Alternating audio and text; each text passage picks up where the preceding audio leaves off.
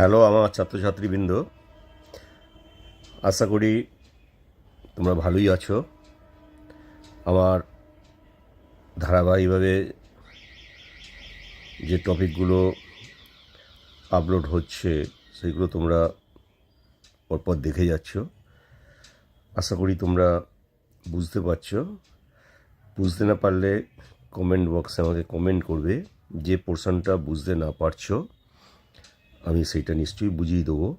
এবং আরও যদি এই ধরনের ভিডিও চাও বা কী ধরনের তোমরা ভিডিও চাইছো কমেন্টের মাধ্যমে আমাকে তোমরা যদি বলো আমি নিশ্চয়ই চেষ্টা করব।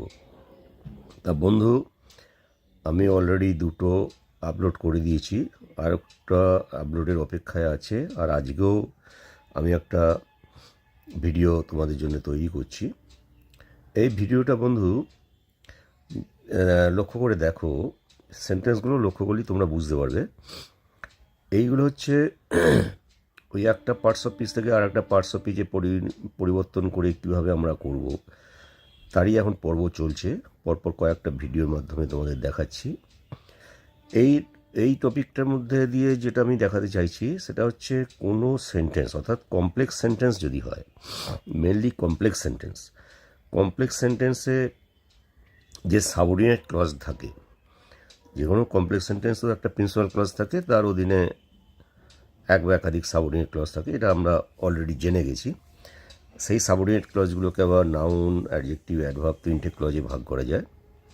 তা এখানে মূলত অধিকাংশ ক্ষেত্রে দেখবেন নাউন ক্লজের ক্ষেত্রে এটা বেশি প্রযোজ্য, তবে হ্যাঁ অন্যান্য ক্লজের ক্ষেত্রেও অসুবিধা হবে না।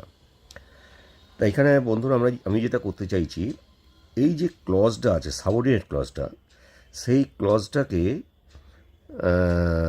আমি ভেঙে একটা সিম্পল সেন্টেন্সে পরিবর্তন করব। সিম্পল সেন্টেন্স এখানে দুদিক দিয়ে তোমাদের লাভ হবে।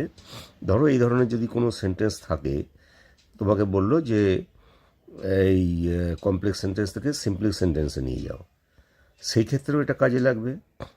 আর যদি বলে যে ওখানে যে অ্যাডজেক্টিভটা আছে তাকে নাউনে নিয়ে যাও, তাহলেও কিন্তু এই সিম্পল সেন্টেন্সের মাধ্যমে আমরা সেই কাজটা করতে পারবো। তাহলে বন্ধুরা দেখি কিভাবে কি হচ্ছে। যেমন ধরো প্রথমেই আছে I know that he is honest. কেমন? I know that he is honest, মানে এটা তো ভালোই বুঝতে পারছো। আমি জানি সে একজন সৎ, সে হচ্ছে সৎ, এটা আমি জানি। এইখানে দেখো অনেস্ট অ্যাডজেক্টিভ। আজকে আমি অ্যাডজেক্টিভ থেকে অ্যাডজেক্টিভ বা ভার্ব যেগুলো থাকবে সেইগুলোকে আমি নাউনে নিয়ে যাব। তা এই চিন্তাভাবনা নিয়ে আমি এই টপিকটা করেছি। এখানে দেখো I know that he is honest. এই যে অনেস্ট কথাটা আছে এটা অ্যাডজেক্টিভ, আমি এটাকে নাউনে নিয়ে যাব।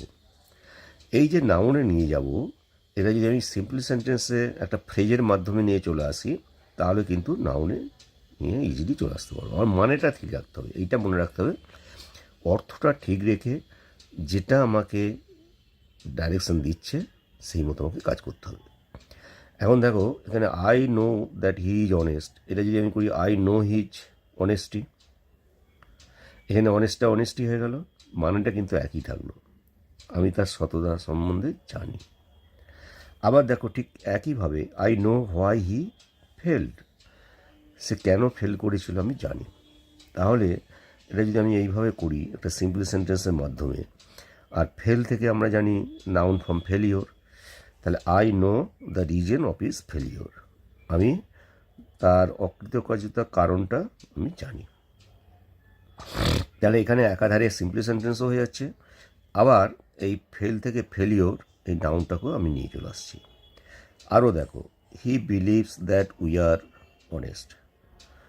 হ্যাঁ, আমি কী করছি, he believes in our honesty, he believes that we are honest, he believes in our honesty. এবার এখানে বলবে স্যার এখানে আই নো হিজ অনেস্টি করলাম, এখানে I believes in our honesty করলেন কেন? এখানে তো ইন তো দিলেন না। তা নয়, আসলে বিলিভটা এর একটা অ্যাপ্রোপ্রিয়েট প্রিপোজিশন না, সেটা কি না, ইন। আর কোনো প্রিপোজিশনের পর তোমরা জানো নাউন থাকে, যেটা অবজেক্ট হিসেবে কাজ করে। কোনো প্রিপোজিশনের পদ দেখবে কোনো নাউন বা প্রোনাউন থাকছে, তারাই এখানে ওই প্রিপোজিশনের অবজেক্ট হিসেবে কাজ করে। সেই কারণে এখানে নাউন হয়ে গেল অনেস্টিটা। তাহলে he believes in our honesty. আসলে আওয়ার অনেস্টি এইটা একটা ফ্রেজের মধ্যে নিয়ে চললাম। ফ্রেজ তো তোমরা জানো, ফ্রেজ সেন্টেন্সের একটি অংশ হিসেবে বসে এবং একগুচ্ছ ওয়ার্ড থাকবে যার মধ্যে সাবজেক্ট বা ফাইনাল ভার্ব থাকবে না। আচ্ছা, তারপরে দেখো this is what we expected. This is what we expected. হ্যাঁ, মানে আমরা যা আশা করেছিলাম সেইটাই এটা হয়েছে। তাহলে কি আমি করছি, দিস ওয়াজ আওয়ার এক্সপেকটেশন, এটা আমাদের আশার মধ্যে ছিল। This was our expectation, expect থেকে এক্সপেকটেশন হয়ে গেল নাউন ফর্ম। আরও দেখো, আসলে এই সেন্টেন্সগুলো আমি প্রথমেই বলেছিলাম যে প্রত্যেকটা সেন্টেন্স কোনো বাধা ধরার নিয়ম নেই, যেরকম যেরকম সেন্টেন্স থাকবে তাকে আমরা সেইভাবে ডাইরেকশন অনুযায়ী নিয়ে যাব। এখন আমি যে পদ্ধতিগুলো শেখাচ্ছি, এই পদ্ধতিগুলো সবগুলো যদি তোমাদের জানা থাকে, তাহলে যে সেন্টেন্সই থাকুক না কেন এবং সেই সেন্টেন্স থেকে একটা পার্ট অফ পিস থেকে আর একটা পার্ট অফ বিচে নিয়ে যেতে বললে তোমরা একটা না একটা সূত্রের মধ্যে ঠিক পড়ে যাবে, যার জন্য এগুলো প্র্যাকটিসের ব্যাপার আছে। আচ্ছা, তারপরে দেখো, it was unfortunate that you are absent. এখানে দেখো এই অ্যাবসেন্টটা নাউন ফর্ম কী হবে, অ্যাবসেন্স। তাহলে আমি যদি এইভাবে করি, it was unfortunate for your absence. It was unfortunate for your absence. তারপরে দেখো, দেয়ার ইজ এ রিউমার, এটা আর কিন্তু there is a rumour that he is dead. বুঝতেই পারছো যে সে মরে গেছে, এরকম একটা রুটেছে। তার there is a rumour of his death, এই ডেথটা অ্যাডজেক্টিভ, তা থেকে ডেথ নাউন ফর্ম হয়ে গেল। তাহলে there is a rumour of his death. আবার দেখো, এইটা অবশ্য একটু আগে পরে হয়ে গেছে, এইটা হওয়া উচিত, প্রথমে হওয়া উচিত ছিল। I wear a ring that is made of gold. I wear a ring that is made of gold, যেটা সোনার তৈরি আর কি। তাহলে এটা আমি যদি করি, I wear a golden ring, এই যে that is made of gold, এইটা একটা ফ্রেজের মাধ্যমে নিয়ে চলে এলাম কি, এই গোল্ডেন রিং। ঠিক আছে, এই যে তাহলে কি হচ্ছে, গোল্ডেন রিং। আবার দেখো, I was A golden ring, এইটা যদি বলি I were A golden ring, তাহলে এটা কী হয়ে যাচ্ছে, I were A ring that is made of gold. এইখানে একটা জিনিস লক্ষ্য করা আছে, I were A ring that is made of gold, এইখানে কিন্তু গোল্ড আর নাউন আছে, আমি সেটাকে আবার অ্যাডজেক্টিভে নিয়ে চলে এলাম, I were A golden ring. তার মানে আমি অ্যাডজেক্টিভ থাকলে তাকে যেমন নাউনে নিয়ে আসা যাচ্ছে, আবার নাউনে যদি কোনো রকম ফ্রেজ থাকে তাকেও কিন্তু আবার অ্যাডজেক্টিভে সিম্পল সেন্টেন্সের মাধ্যমে নিয়ে আসা যায়। এই সেন্টেন্সটা সেটাই প্রমাণ করছে। আবার দেখো, the boy who did not go to school is ill. তার মানে দি বয় ইজ ইল, এটা principal clause. Who did not go to school, তাহলে আমি কি বলতে পারি, the boy did not go to school due to illness. The boy did not go to school due to illness. এই যে দি boy is ইল, মানে অসুস্থ হয়ে যাওয়ার জন্য, ইল থেকে ইলনেস হয়ে গেল। তাহলে বন্ধুরা দেখো, একটু তোমরা যদি চিন্তা ভাবনা করে এগুলো করো বা এগুলো যদি বোঝার চেষ্টা করো, এর মধ্যে কিন্তু একটা দারুণ ইন্টারেস্টিং জিনিস লুকিয়ে আছে, যেটা তোমরা অনুধাবন করতে পারছো।